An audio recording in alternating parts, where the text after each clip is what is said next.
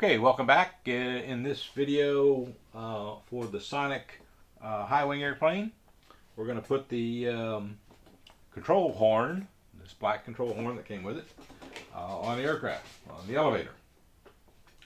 Before you do that, you got to make sure that the clevis has a piece of fuel tubing on it. And now I'm not using the fuel tubing that came with it. I'm using the fuel tubing that I supplied, because this is the large fuel tubing, whereas what they supplied was a standard size fuel tubing. And you really need the large one, because this is a pretty wide size piece of clevis. So it needs the larger fuel tubing. It's easier to put it on there with a pair of needle nose pliers. And then, so that's the fuel tubing on there. And then the next thing we're going to do is I'm going to close the clevis to make it easier. I'm going to put the clevis on the threaded end of the rod. I have a clevis tool here, okay? It's, I think, the Great Plains clevis tool. And it just makes it much simpler to hold that clevis in place. And then the other thing I need to do is get my pair of pliers, because I forgot the pair of pliers. Okay. Well, you really need a pair of pliers to hold this. And so what I'm going to do is hold it right there in the pliers. And I'm going to take a Sharpie marker and mark a little spot on there to make sure that the wire isn't rotating. Okay, because I'm holding that with my left hand. I'm going to take the clevis tool with my right hand, put it on the clevis, and start turning. And just like that, the wire started turning instead of the clevis. So I got to hold my left hand real tight. And now I know, because of that black mark, that the wire isn't moving, and I'm just rotating the clevis around. Sometimes it's hard to tell whether that wire is slipping. Okay. Now I'm going to put the clevis on about halfway. Okay. I measure halfway by measuring the amount of threads sticking out inside the clevis by eyeballing it versus the amount of threads sticking on the wire side of the clevis, and that's about right. Okay, so there's wire sticking out in the clevis. Sometimes they tell you the number of turns. I don't believe that. I want it to be able to back in and out at equal amount, so that's what I do. Okay, so the clevis is on, and now we're going to stick this rod into the back of the airplane, and you may have to feel around a little bit to get it in the tube. Okay, and that's going to go all the way up front. Okay. And let's see here.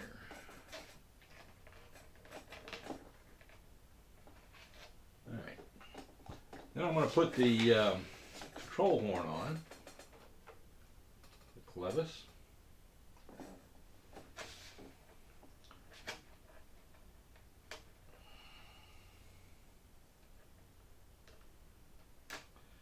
And there are 4 holes in the clevis. There are 4 holes in the control horn, and I'm going to put it on the second from the top.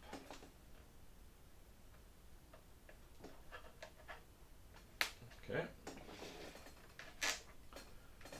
And now we got to make sure that that's going to go in all the way, and it doesn't look like it's going to. Okay. I'm going to stop here a second. I want to check out something on the back end of the airplane here. Be right back. Okay, the problem that I ran into is that, first off, there's a hole back here. You need to make sure that's wide enough you can see it. And the other problem is that the plastic tube that runs from the back of the airplane here all the way up to where the elevator servo is going to go, which is glued in, by the way, that plastic tube is too far forward to the end of the airplane. It's about, let me see here, It is more than half an inch, maybe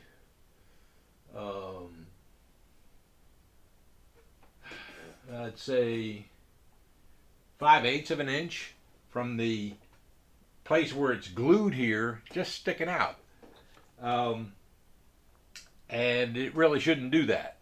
And as far as I can see, there's no way for me to get in there and cut it off, which is what should have been. They just cut it off too long. And because you can't move it back and forth, I can't push it out, cut it, and put it back. So, and I can't reach a pair of anything in there to cut it down some. And the problem that causes is this black plastic clevis is too long, so that when you put this push rod in there and you put the clevis on, it goes in and it hits that, and you haven't fully deflected the elevator. So and this black clevis is a couple of millimeters longer than a metal clevis, but I have other plastic clevises in which it's a good 5 millimeters shorter. So I hate plastic clevises, but that's the way it is. So I'm going to use a white plastic clevis that came off of another airplane. I save them even though I don't like them. And so I'm going to use that. So the other thing is this plastic clevis is larger. The thread, or where you thread it in, you can't use the rod that came with it. This is probably a metric rod. This is a 256 rod, and so the 256 rod fits on that plastic clevis. It's the same length. I got extra rods. It's okay. So that clevis is now in place with the control arm on it. I'm going to put it in back here. Okay. And even with that extra distance, I can't put the clevis all the way to the gap. Okay. It's about 5 millimeters away from that gap. But I'm going to live with that because I want the ability to throw this elevator as far as I can, as far as it will go, and that's as far as it'll go. So I'm going to screw this clevis into the elevator. Okay, right there. Okay, and so I'm going to take my pin vise with a 1 millimeter drill bit on it and drill a hole there. Okay, so there's my hole where the clevis will get screwed in. Okay, and these are the screws that are best used with the flat blade of my power screwdriver. So I need to get that right here. And let's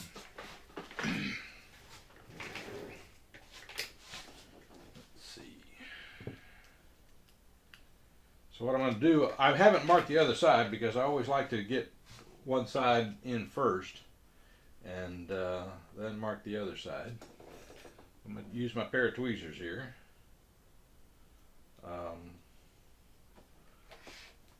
It should slip fit through the clevis, and it does. Okay, so I'm going to put it in the clevis and hold it with my maybe just in the way here. Let me do it this way. I'm going to put it in through the clevis and then start it in this hole. Get it in the right position. Okay. And then this is why you have a powered screwdriver, because you can screw it down with one hand.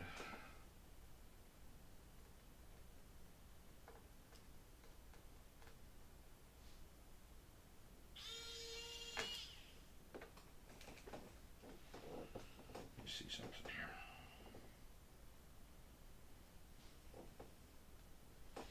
Yep. Need the smaller flat blade. That's the fat blade. I need the smaller flat blade. The smaller flat blade. There we go.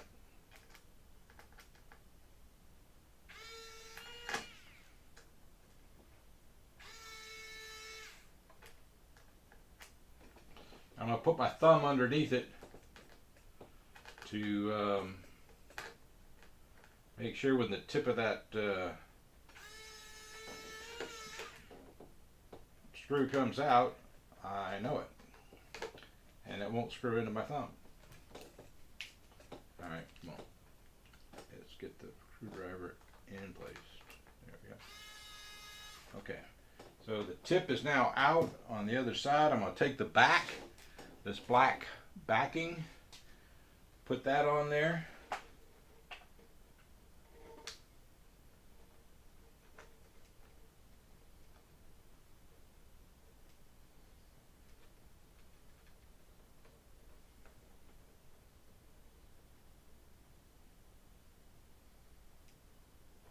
Okay. And screw that through the backing.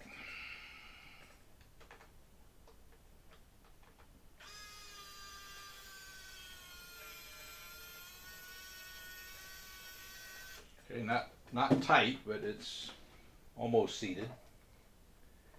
And so now I will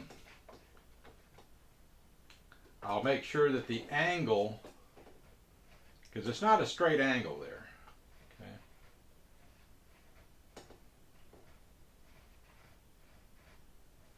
So I'm going to make sure that the angle of the control horn is following the angle of the push rod. Now I got that right, I'm going to take my pin vise and drill the other hole.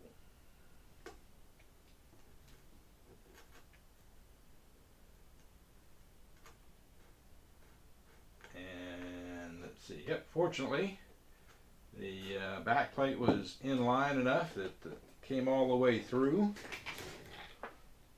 That was just luck. Alright. Or skill, depends upon your point of view.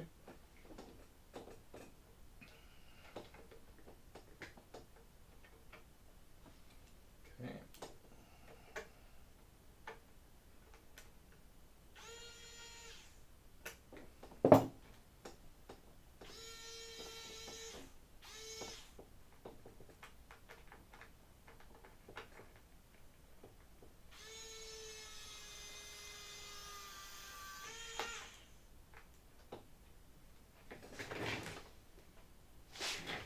Now this screw is quite long, and it's coming out the top. Of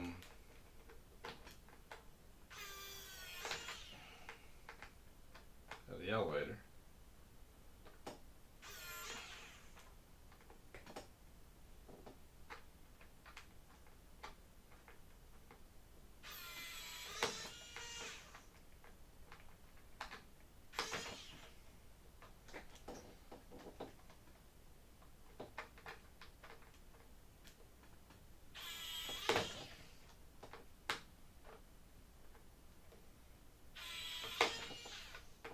Alright, this is being stubborn. I'll be right back.